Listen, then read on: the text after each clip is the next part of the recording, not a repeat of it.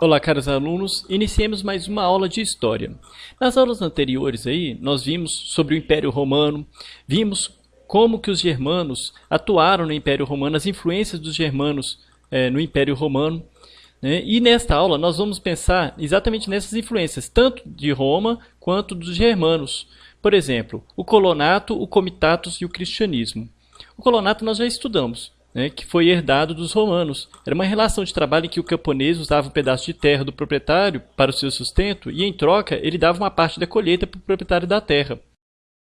Dos germanos, a Europa medieval vai herdar o comitatus, que era o quê? Um grupo de guerreiros unidos a um chefe militar a quem deviam servir e honrar. E também, de ambos, a gente tem o cristianismo, porque o cristianismo vai praticamente unificar germanos e romanos, numa época em que haviam muitos conflitos. E é nesse contexto que vai surgir o feudalismo.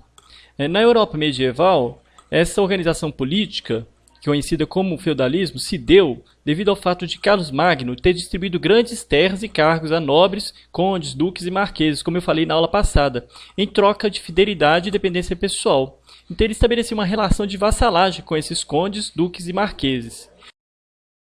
Com a morte de Carlos Magno, esses vassalos do rei e seus descendentes passaram a fazer o mesmo, isto é, começaram a doar um feudo a outro homem em troca de fidelidade e dependência pessoal.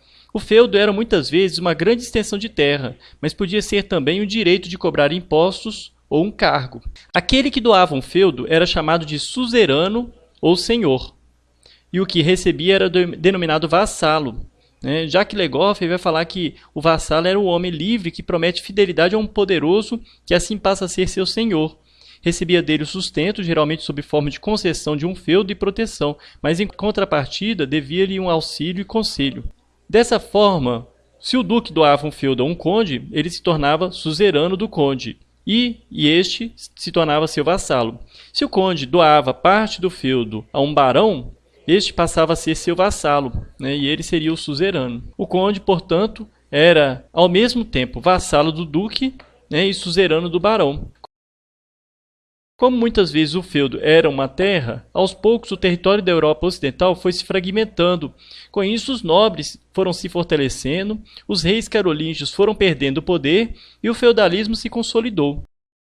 A doação do feudo se dava por meio de um juramento de fidelidade, ocorrido em uma cerimônia chamada homenagem, na qual o suzerano e vassalo se comprometiam um com o outro. A partir desse juramento de fidelidade, ambos passavam a ter também obrigações um com o outro, prestando auxílio militar ou material ou comparecendo a um tribunal como testemunho de defesa.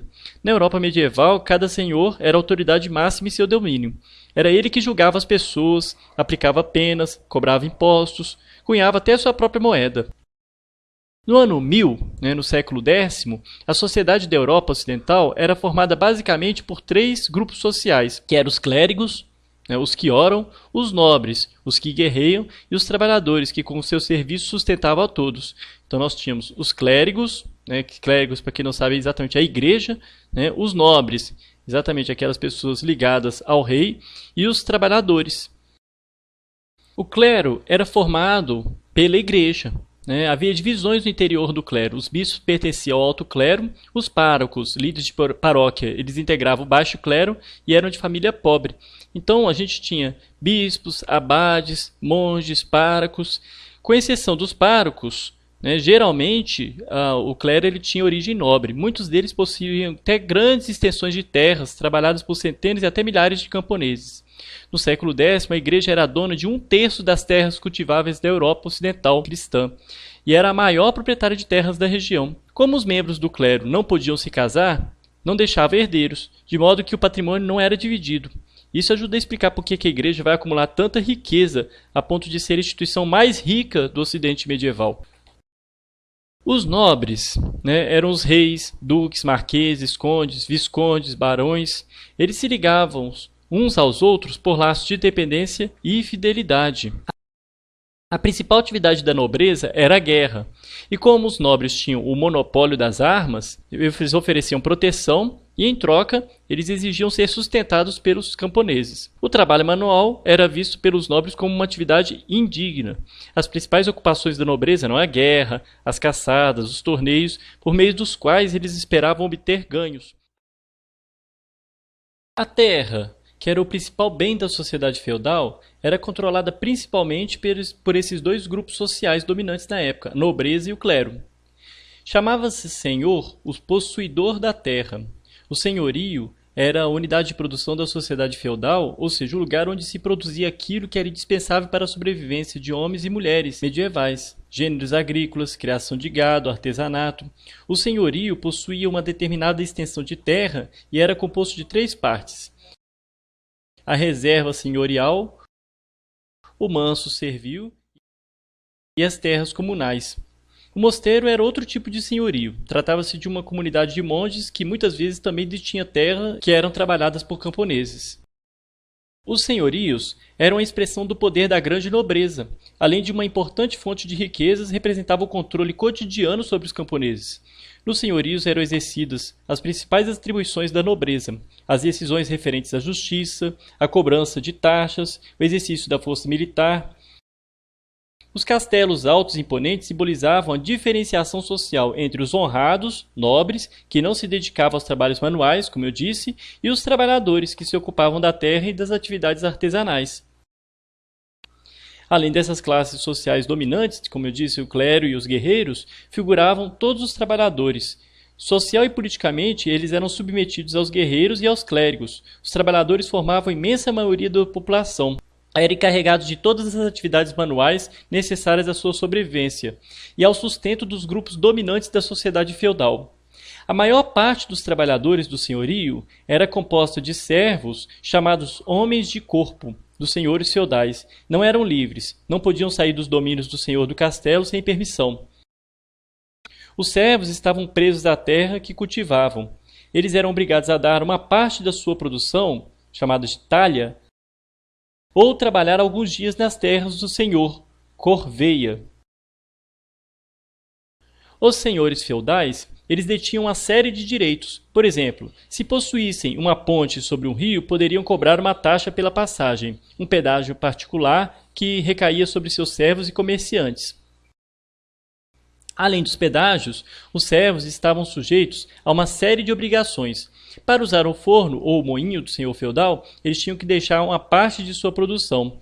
Essa taxa se chamava banalidade. Se morresse algum adulto da família do servo, mais uma taxa seria cobrada, mão morta, o que significava uma mão a menos para os trabalhos devidos ao senhor. Nas primeiras colheitas ou na primeira cria dos animais do servo, mais outra taxa, as primícias. Essas eram pagas para as autoridades religiosas, que também recolhiam o dízimo, que era o quê? A 10ª parte de toda a produção, que vem lá dos tempos antigos.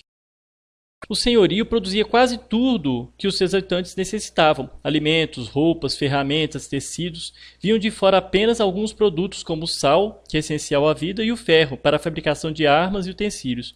Por isso se diz que a economia era quase autossuficiente. Na Europa medieval, o artesanato e o comércio continuaram sendo praticados. O comércio, porém, era restrito. Trocava-se geralmente um produto por outro, e a moeda era cunhada no próprio feudo. As principais características do feudalismo são: primeiro, as relações baseadas na dependência e na fidelidade. É interessante que tem um dito, que se passou durante muito tempo, que era: o vassalo do meu vassalo não é meu vassalo. Por quê? Porque a fidelidade era exatamente direta. O vassalo do meu vassalo não é meu vassalo, por quê? Porque o vassalo do meu vassalo, ele não tem relação direta comigo, ele tem relação direta com o meu vassalo.